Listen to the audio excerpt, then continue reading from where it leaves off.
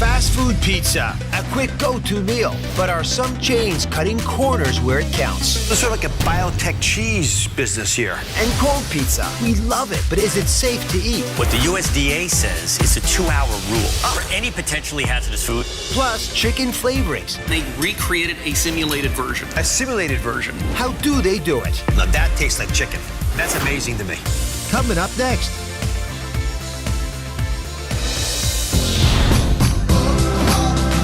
Y'all ready for season 10?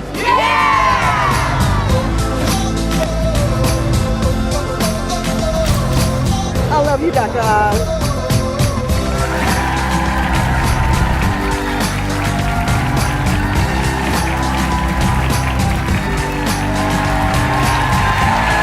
Every single second, an average of 350 pizza slices are sold in this country. Even champion pizza tossers like Nino Coniglio. Oh my goodness.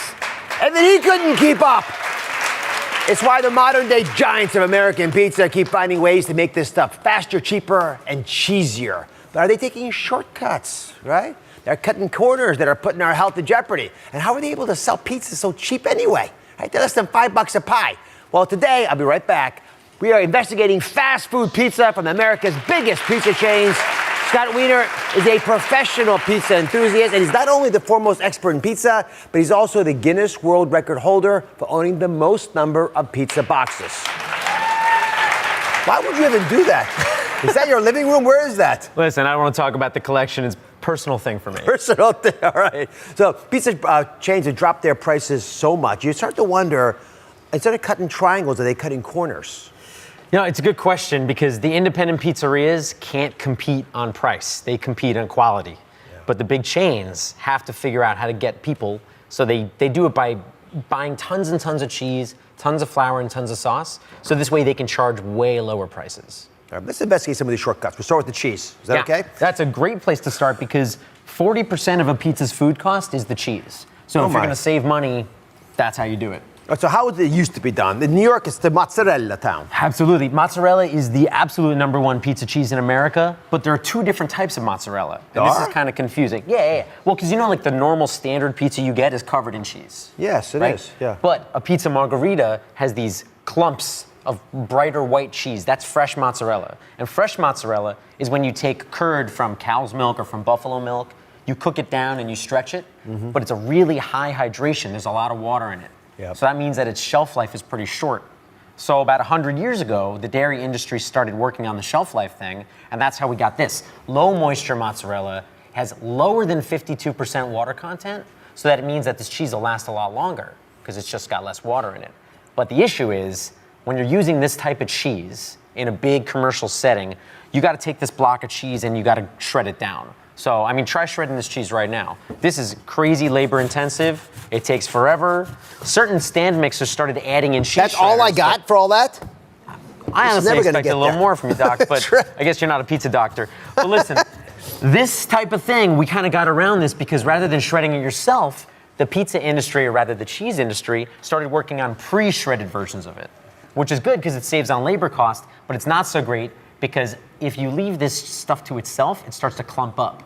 So they added in all these kind of anti-caking agents like potato starch, calcium silicate, all this other stuff, which prevents the cheese from clumping up. And that results in more of a greasy shine on top of your slice. See all that shiny puddle of oil on top? Oh, you know, this is fat from the cheese. It's not all bad, but yeah, if you do the blot test, I mean, a lot of people eat their pizza like this. Oh, no, you wouldn't want this. And this is, I thought this was just fat coming out, but it's because they have these different products in there? Some of it's fat coming out, but also some of it is the residual from all these anti-caking agents. Look at that, guys.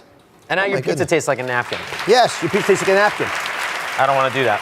All right, so that's the first thing, cheeses. I understand now that the industry got involved in this. All right, second big issue, the cheesy chain pizzas. They've got breads. You often, you get bread, right? Bread with cheese when it comes with the pizza. So it's more bread and cheese with the bread and cheese that's already in the pizza. Absolutely. I mean, and cheese is a great part of a pizza, and it's definitely the most exciting thing. You know, like in the commercials, you always see the chain pizza commercials with that slice getting, and you get the cheese pull and the breaking it apart like this. And it probably saved the dairy industry, I bet. It probably did because, about a year ago, since the dairy industry had this crazy issue with overpopulation of dairy cheese, the U.S. government started asking chain pizzerias and other chain food companies to start using more cheese. So one of the big chains increased one of their products' cheese by 25%.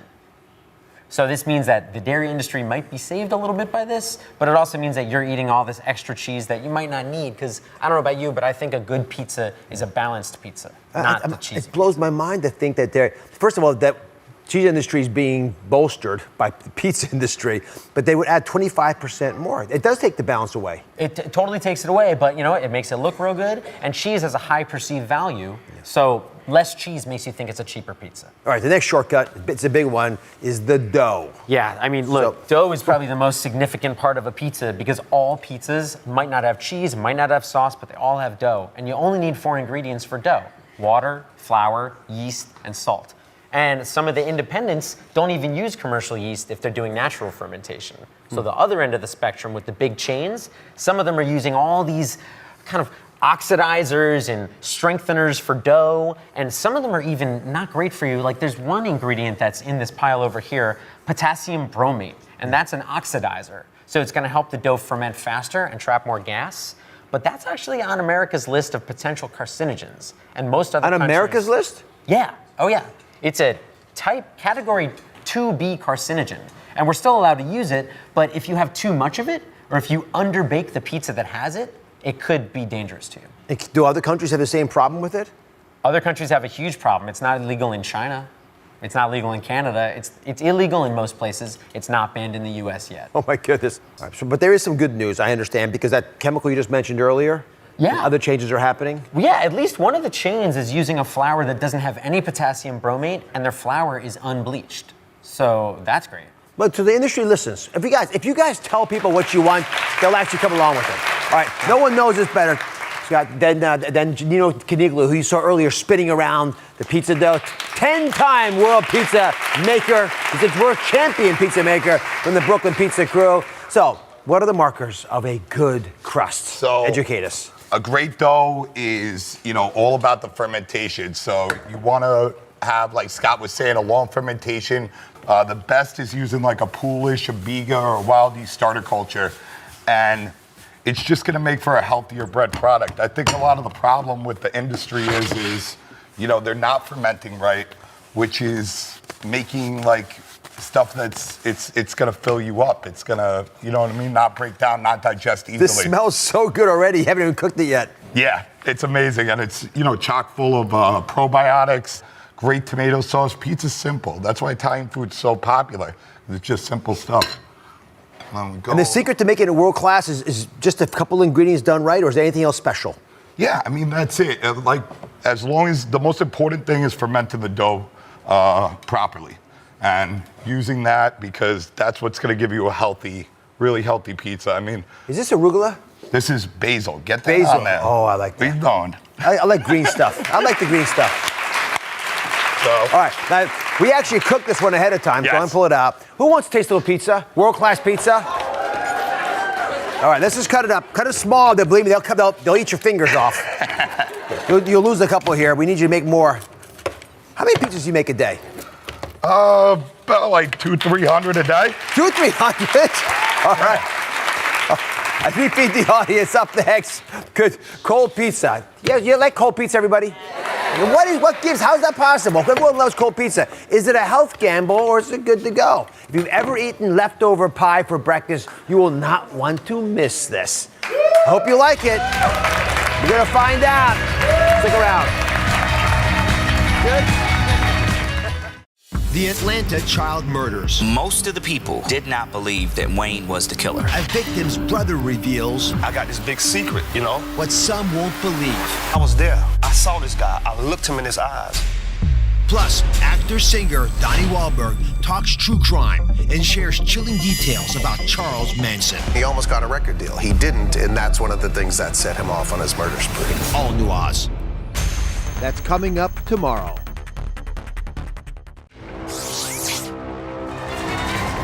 Ew, what are you doing? Oh! Why are you filming me? Sometimes my cheat dinner turns into my cheat breakfast. It's good. Pizza's good. I love pizza. What are you doing? What are you doing? Who eats pizza this early in the morning? Yo, who cares? My body, I do what I want. It's so unhealthy, cold. bro. So unhealthy. I can eat it whenever I want. Nighttime, daytime, I don't care. Nah, bro. So gross. Do your own thing.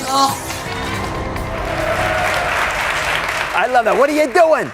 I get that from my kids. So some call it the breakfast of champions, and others call it a ripe harvesting ground for bacteria.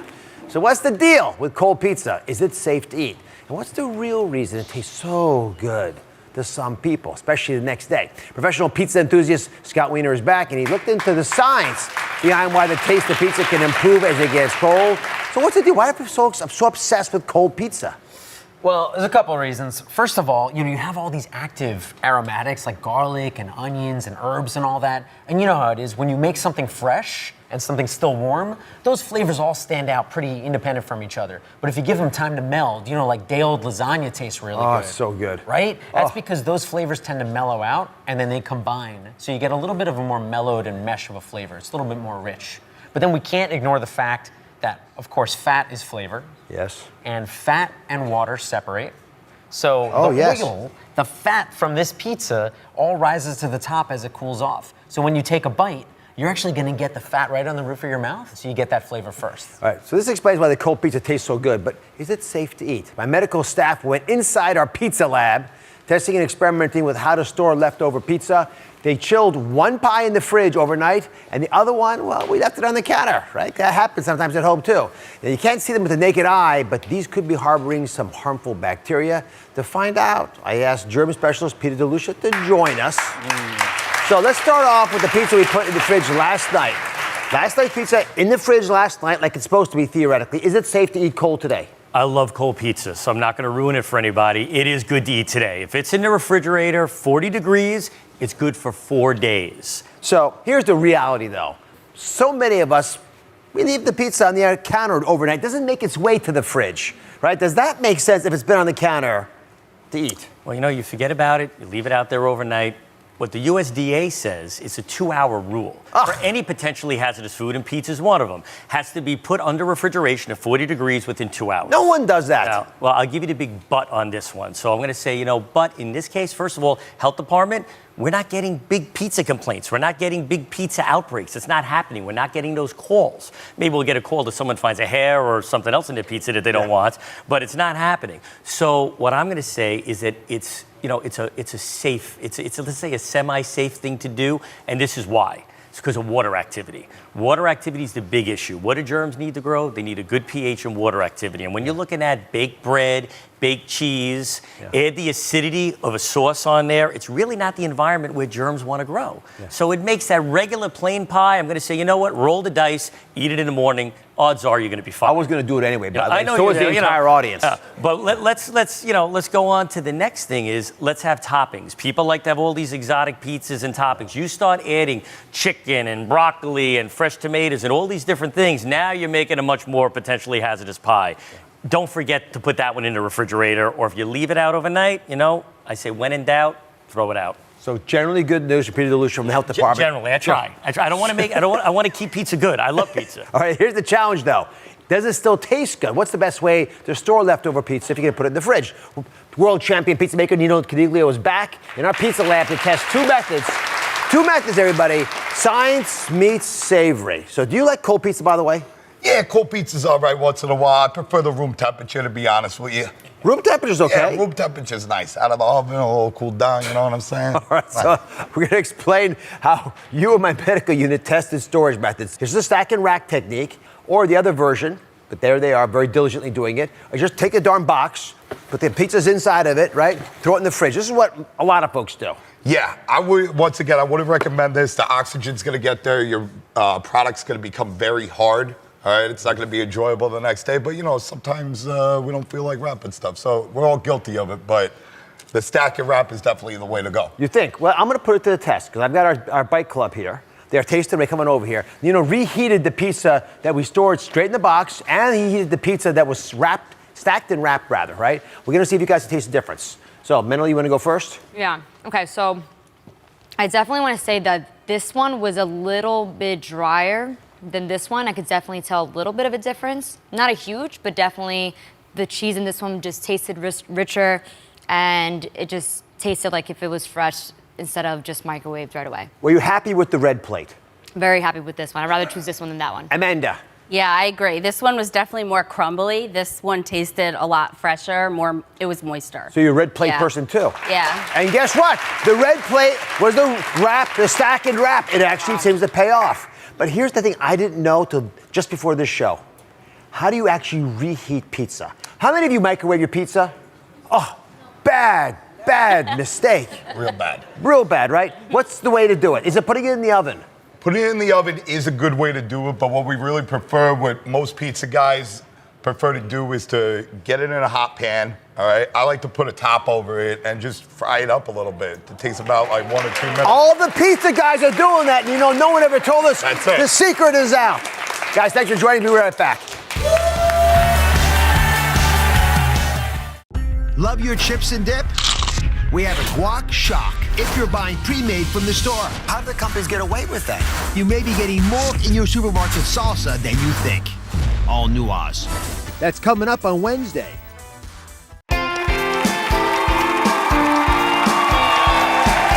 We've been investigating some of your favorite weeknight meals. Now, the crowd-pleasing side dishes that I know you all love because they save you time, money, and they taste so darn good. You have rice and couscous and pasta with, of course, chicken flavor. But did you ever stop and wonder, is there any real chicken in there at all? And what exactly does chicken flavor really mean?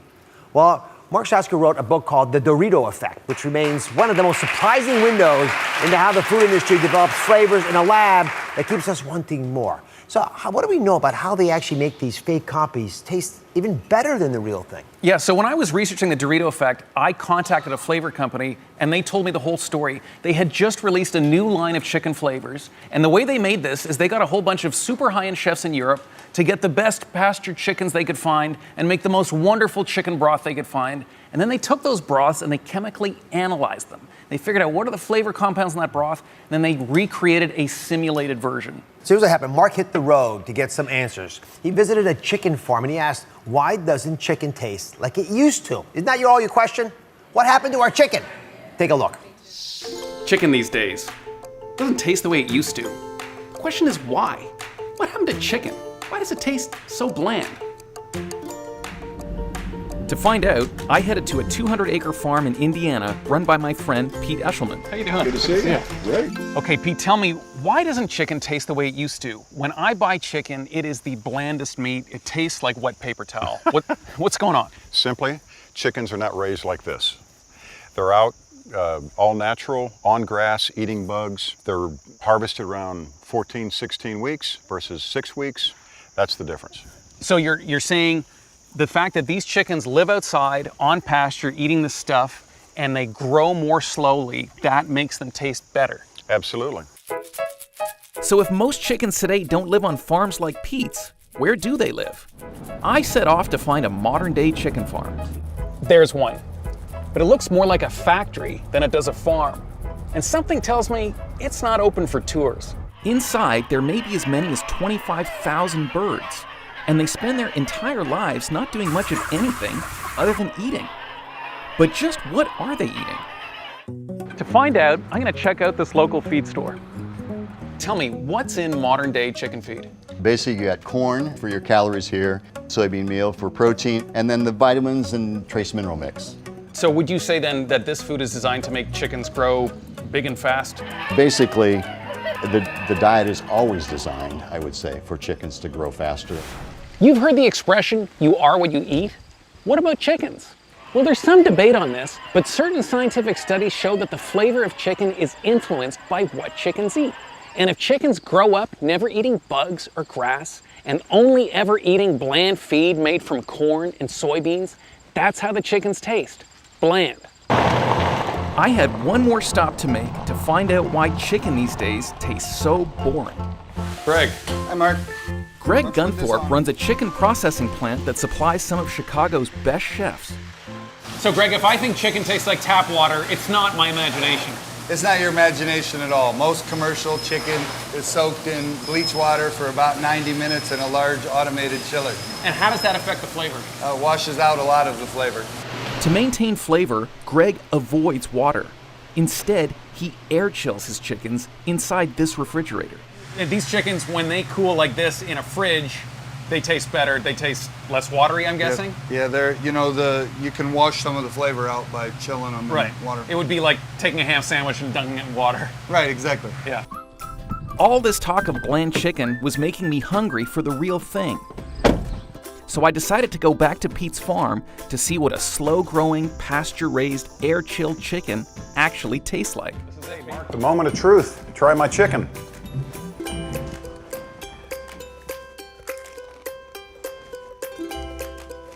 Oh my God. It actually tastes like chicken. Here's what I take away from that. Instead of using real chickens to give us chicken flavor, the food industry has turned to science. So here's how chicken flavor is often made. I just take what Mark taught me and put it into pictures for you. First off, they don't start with chickens. So get rid of the chickens. There's no chickens in this thing. Instead, they start with boiling soybean meal. Soybean meal, right? They do this in large vats of hydrochloric acid, and they leave it in there for about 6 hours. It's basically a chemistry lab. That wrenches apart the protein molecules and turns them into amino acids, things that Mark was talking about. Corn syrup can then be added to the mix for an even more intense browning flavor. Then the solution is neutralized with sodium hydroxide. Now, why am I telling you all that? Because sodium hydroxide, sodium is salt, right? It leaves the product with an abundance of salt. And then it tastes like chicken when they're done. Go figure. But it's never, ever had a feather, and it definitely never lived on Old McDonald's farm.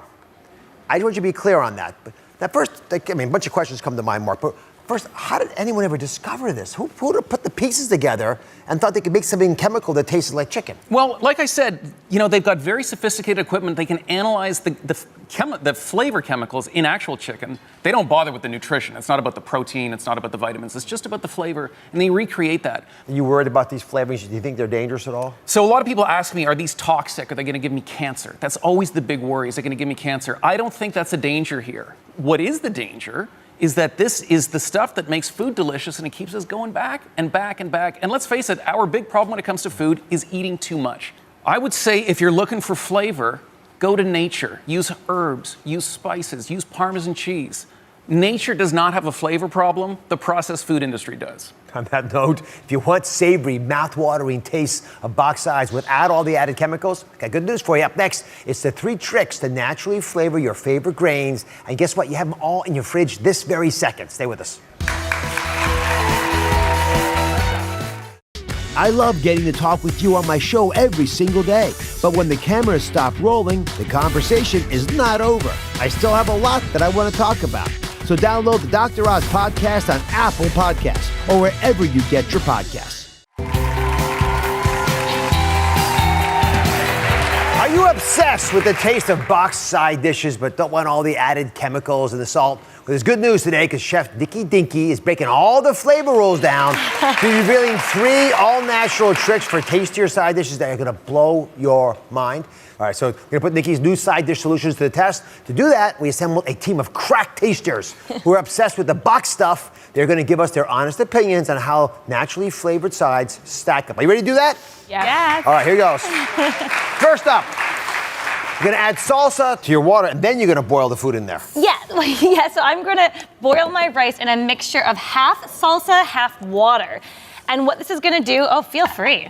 What this is gonna do is it's gonna put that salsa flavor directly into our rice and give it great color. So if you're making rice for, say, a big Mexican feast, you've got some tacos, this is a great side dish. All right, Kayan, you've been tasting this whole time. Please compare this to the usual box product you eat. Wow, this is fresh and flavorful. It's definitely not as overpowering and salty like the box stuff. It's really great. That's a winner. It's great. We love salsa. Who would have thought? Why not in our rice? I didn't think you could boil the salsa. I thought you'd mess it up. No, people are so afraid of messing things up. Sometimes we don't take chances, and that's one that you want to take. All right, next up, we're going to replace the butter or your oil with schmaltz cubes. Yeah. Schmaltz. It's a word. I looked it up. What does schmaltz mean? So schmaltz is just chicken fat. So anytime that I cook up, say, chicken thighs or skin on chicken breast, that fat that renders into the pan, I save it just like you see here. And then I just scoop it into an ice cube tray. And you can see it's got all that great gelatin. And what this does is it adds intense chicken flavor to your dish.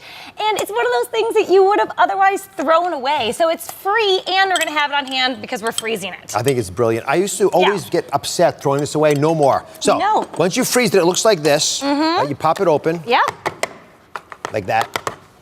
And you take these little babies. Put it right in your finished couscous or whatever kind of grain you have instead of, say, a pat of butter. And that chicken flavor will perfume the dish, and it just adds this lusciousness, this richness. You can smell it. It's great. She perfumes it. I love it. Perfumes it. Who doesn't want chicken perfume? I want it. So, Maria, would you perfume with schmaltz your couscous? Absolutely. Well, Dr. Oz, admittedly, I am a horrible cook, and when I use anything, it's very bland and it's very dry, but this was very flavorful. It was very rich and creamy, so I certainly do have an appreciation. It's manna from heaven. Yeah. I like it. Absolutely. Fine, we're going to cook your grains in orange juice. Now, the first two I sort of got. I understand. This thing seemed crazy. It's a little crazy, but crazy in a great way. So we are simply replacing your boiling water with orange juice. In this case, we did some quinoa. It's got a little sesame oil, a little scallions. Not many ingredients here, but because the grain is so flavorful, the whole dish just sings. Not many ingredients, but the name, think about this. Orange juice infused quinoa with some sesame oil. Yeah. Some adjectives, please, Princess. It was definitely tangy, very tasteful, savory. I really enjoyed it. I like the ginger. It's my favorite. Yeah, a little bit of spice. All right. I want to thank Chef Nikki Dinki, and her book is called The Meat. Actually, just meat on the side. Just meat on the side. No the. Get for all the recipes at DrOz.com. I'll be right back. Love your chips and dip? We have a guac shock if you're buying pre-made from the store. How do companies get away with selling guacamole? It doesn't have real avocados in it. And you may be getting more in your supermarket salsa than you think. Sugar, sugar, sugar. Oh, gosh. All new Oz. That's coming up on Wednesday. For those of you in pain, I get it. You're desperate for fast relief to an aching back or sore muscles. Over-the-counter pain-relieving creams and lotions may seem like a safer choice than taking a pill. But can those numbing ointments that you're using be addicting? Today we investigate pain relief cream confessions. Can you be overusing these over-the-counter solutions? Or worse, overdose on pain-relieving creams? I keep my pain relief cream with me every day, all day. I keep one in my purse, I keep one in my car, I even keep one at my desk at work. It's essential that I have my pain relief cream with me every day for my chronic back pain. I need my pain relief cream. I use it so much, even my husband tries to hide it from me. I rely on pain relief cream. It's my security blanket to get through the day. I love my pain relief cream. I use it every day, even more than normal lotion. Pain specialist and anesthesiologist Dr. Anita Gupta is here to help investigate pain cream addiction. What kinds of pain relief creams are people using, overusing, maybe even getting addicted to? Dr. Oz, there are so many pain creams at the pharmacy right now, and this is the issue. People find them very easily. There are tubes, there's gels, and there are patches, and people want to take them right now. They don't want to take pills. They're fast. They're easy, and you can get them without a prescription. And they think they're safe, and that's why we're here today to talk about them. All right, so let's talk about what's specifically in them that might be addictive. That's right, that's right. So there's many ingredients. Menthol is one of the most common that you'll hear about, and that gives you the cool sensation that when you apply on, you feel good about that. Also, camphor oil, very traditional type of medication that you'll find in many countries. It's an essential oil. Eucalyptus from a tree. And also menthol salicylate. Now that is one that we have to be concerned about. When you use a lot of it, that's when we can run into trouble, and it can actually be toxic. Right, so what's the amount that you're supposed to use? How do you know when you're using it more often than you're supposed to? Give me some of the rational guidelines from an expert's perspective. And that's what we really need to be worried about. Look, as a doctor, a pain doctor, we really have to be concerned here. 3 to 4 times a day. No more than 7 days. Right, so I'm interested. You said so 3 to 4 times a day for a week, and after that, you got to talk to somebody. That's right. All right, let's go talk to Kimberly. That's right. Kimberly's one of our audience members. She uses the cream 5 times a day. Hello. Thanks for being here. And 5 times a day, which is I didn't think was an unusual amount. And when I hurt myself, that's probably what I would probably do. Explain how you first learned about these creams and how you've built up to 5 times a day. About 7 years ago, I ran my first half marathon. I noticed my knees started hurting during the race, so I stopped at the medical tent. It was the first time they lathered me up, and I continued the race. And after that, it just became every day I started using it so I could run, and I got into CrossFit, and that's... This is exactly what I often hear. It starts with once or twice, you get introduced to it, and it does sound like other types of addictions. You're slowly building up more and more and more. So Dr. Gupta, what's actually happening? Look, what she's experienced, Kimberly's experience, is the common thing that I hear in my office. The most important thing here is that we have to remember drugs are drugs. You have to remember that if you use too much of it, you're going to run into trouble and harm can happen. And we're going to talk about that. More is not better, even though this is America. There's a rational amount. Here's a picture of a burn that could happen after using too much of these creams. That's actually what happened to this patient. And there was one case, Dr. Gupta, of an overdose in a teen who used too much of a pain-relieving cream. I don't know how much they were using, but they had a pretty benign problem, but it ended up becoming a lethal complication. Right. Let's come on over here, Elizabeth. Have a seat in that chair, because I've got a surprise for you in a second. Dr. Gupta, I'm going to show you why the heating pad is such an issue here. Yes. I never thought heating pads and creams would ever interact with each other. Never crossed my mind. I thought you're supposed to use them together. That's right. Your skin, this is what it represents, right, has little pores in there. And when you add a pain-relieving cream, in theory, these little pellets of pain relief go through the hole and you're good to go. When you put a heating pad on your skin, what happens to the pores? So the pores get bigger, and this is the problem. So as the pores get bigger, now let's both add a handful of cream, right? And as we do that, you'll notice mine don't all go in. They're sort of sitting on the surface, whereas yours are falling in there pretty readily. In fact, yours is so big, I could probably just pour this straight in there, right? And if you look at the amount that's actually getting into the skin, it's dramatically different. You're absorbing the active ingredient at a different rate, and that can result in symptoms which lead to confusion, vomiting, headache, nausea, complications that you never would think could be associated with a pain relief cream. That's right. So instead of using a heating pad plus a cream, but if you are going to do this, which is not irrational, how often would you do it? Look, you have to be careful. Heating pads have the risks that we just talked about, but very cautiously, and talk to your doctor. I mean, I would tell my patients to avoid combining these type of treatments together, and people still do it, but talk to your doctor if you're going to do all these things together at once. All right, let's talk about something similar like knee pain. Let's say you have knee pain because you're trying to do the right thing for your body. That's right. Kimberly wants to put the cream on there, but since you're a pain specialist, teach us what else might be causing the pain. Let's deal with the root issue, not cover up, paint over the cracks in the foundation of our health. There are things that you can do at home. So one thing you can do is have an upright back in a chair, cross your legs over your knee. What I can do, take your leg, and what I'm gonna have you do is place this knee actually right here, and I'm gonna have you straighten this leg, and then lean forward, and then I'm gonna have you put your hands over this knee right here, both hands like this, and now I want you to lean towards this hand, lean and actually cross your back. And do you feel that stretch in your back? Very much. And so you're going to feel it in your back and in your hamstring and in something called a piriformis. And this muscle, if you do alternating repetitions, can stretch multiple muscles, not only your back, but your hamstrings and your knee. And this is an exercise that I'll recommend to my patients very frequently just in the office, whether you're an athlete, whether you're someone that has back pain or knee pain. Very effective. It's a much more holistic approach. I hope that's helpful to you. Keep running. Thank you. All right, we'll be right back. The Atlanta child murders. Most of the people did not believe that Wayne was the killer. A victim's brother reveals what some won't believe. I was there. I saw this guy. Plus, actor-singer Donnie Wahlberg shares chilling details about Charles Manson. That's coming up tomorrow.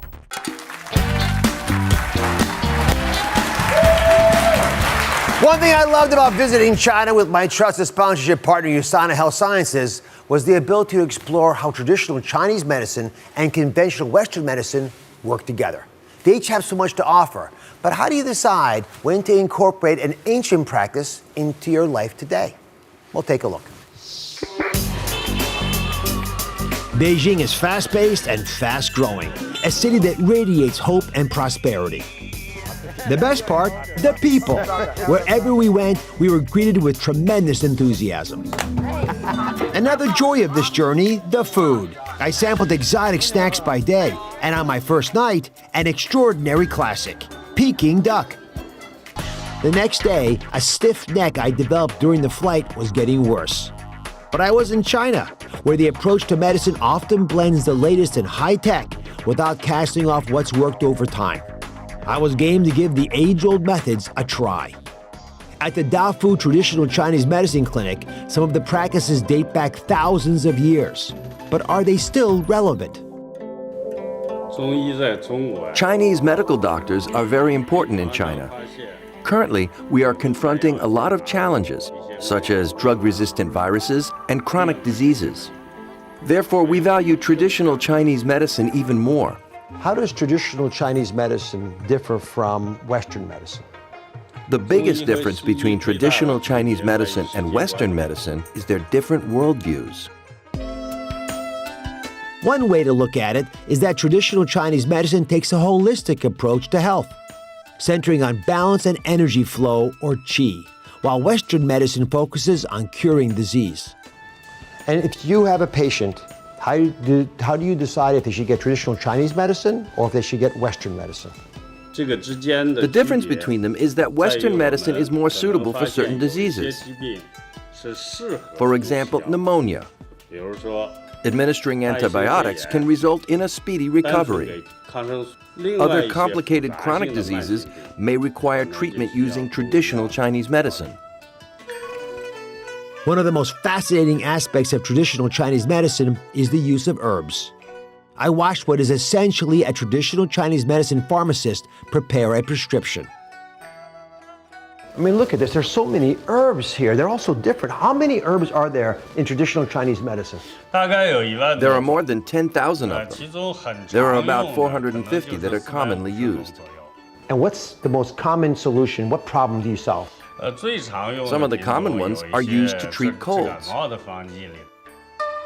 It was time for me to be the patient. So I'm with Dr. Peng. He's helping me with this neck pain I've had since flying to China. Dr. Peng will use moxibustion, where an herb is burned over certain areas of the body to facilitate healing. And it's warmer than a heating pad would be and more intense. Dr. Dung, can you explain what you're doing? Well, in traditional Chinese medicine, the pain point is called ashishra. Through the stimulation of that point, we can promote the relaxation of the muscles and the pain will dissipate. It has a powerful smell. Ooh, it's like an incense. What is the smell from? Oh my goodness, you're getting it. This is mugwort leaf. The session lasted about 11 minutes. Does it still hurt? It's amazing. I mean, it has been non-stop aching for 3 days. I mean, it doesn't hurt at all. It's remarkable. I mean, who would have thought?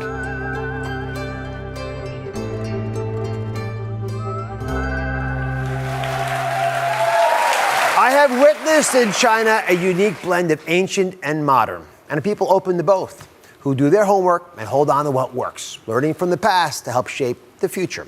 I know that USANA Health Sciences Chief Science Officer, Dr. Robert Sennett, also shares in this belief. What kinds of ideas has USANA adopted from past Eastern philosophies? Well, we've adopted a very holistic approach towards health, which comes from Eastern medicine. But holistic means that we pay attention to the body, the spirit, the whole person, rather than just organs and cells within their body. And we're not just a bunch of molecules. We're actually connected in ways that are special, unique. Exactly, in ways we don't even understand yet. So scientists often infuse Eastern knowledge into modern supplements that are being created today. It's happening all over the place, but it's especially evident when we try to take care of ourselves. So Dr. Sennett, walk us through some of the traditional ingredients that you're seeing out there, especially the ones that USANA is starting to use in its supplements. Okay, so we actually share quite a few ingredients in common with traditional Chinese medicine. We use certain mushrooms such as reishi and shiitake. They've got polysaccharides that stimulate the immune system and help your body fight against things that are invaders. We also use a form of baker's yeast called beta-glucan. So it's the cell walls from the baker's yeast that stimulates the immune system and keeps it modulated. And then we also use the mineral zinc quite a bit, because zinc is a micronutrient that your body needs actually increased amounts when you're under stress and when you're exposed to things that you shouldn't be exposed to.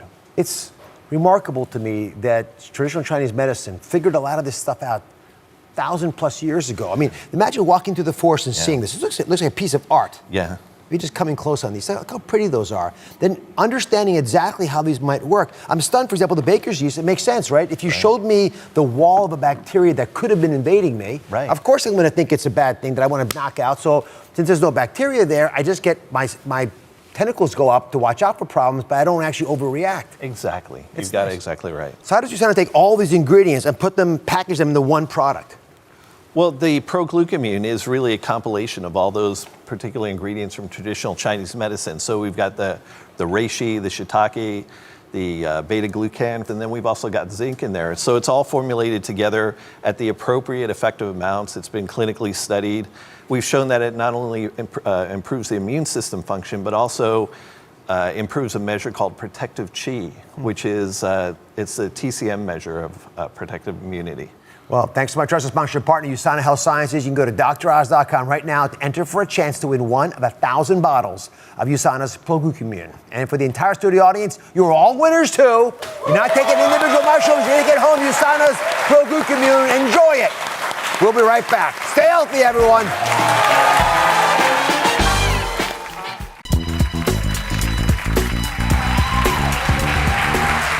Doctors are notoriously known for having bad handwriting, so I wanted to look a little deeper into this theory and to see if there's really a science behind how we write and what it could possibly mean about our personality. So I asked handwriting expert Michael Hernandez to analyze my handwriting to see what it says about me and what it says about doctors. How are you? No, it's a pleasure to meet you. Doing well, thank you. But just before we get started, why do doctors seem to have bad handwriting? Well, quite frankly, doctors have a lot of things on their minds. They process information very quickly, and as a motor skill, their hands just can't keep up with how quick their brains are functioning. So it's a great thing. Maybe. It's a good excuse. It used to bother me before I became a doctor. Now I can't read my own handwriting. All right, so what should I write here? You can write whatever you had for breakfast this morning. So I'll say, for breakfast, I had yogurt and berries. Okay. Excellent. Now, first and foremost, from looking at your handwriting, I'm going to say that you're a very good listener. You not only like to talk, but you're a very good listener. And more importantly, you are very good at keeping secrets. But more importantly, what we do find with you also is that you process information very quickly, which is a great trait.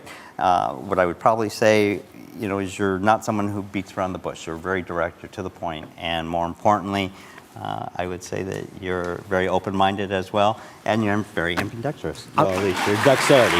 I'm going to take you home with me. All right, good enough. And about ambidextrous, surgeons have to be ambidextrous because you have to be able to operate from both sides of the body. Right. This is remarkable. Well, just from handwriting. I'm not telling you anything that anyone who doesn't know you well wouldn't tell you.